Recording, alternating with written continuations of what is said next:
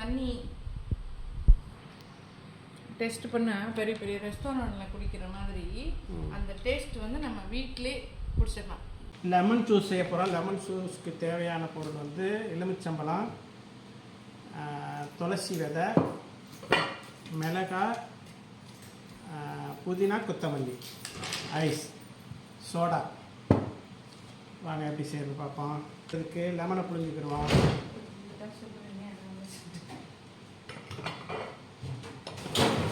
Okay, லெமனை புழிஞ்சாச்சு.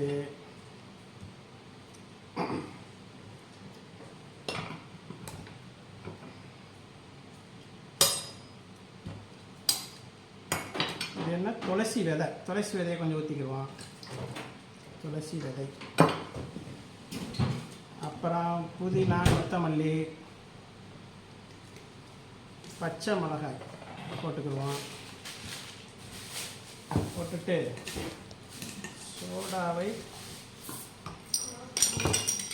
சோடாவை ஒன்றா ஊற்றி கலக்குவோம். கலக்காச்சு. தேவையான அளவு சீனி தண்ணி ஊற்றியாச்சு.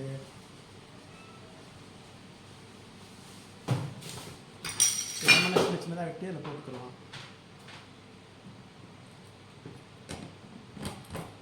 ஐஸ் கட்டியே போட்டுக்கிடுவோம்.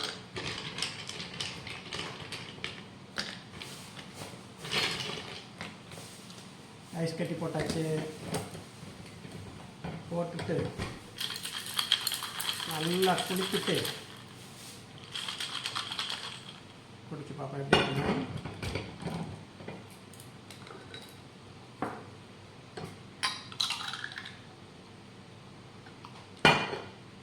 Lemon juice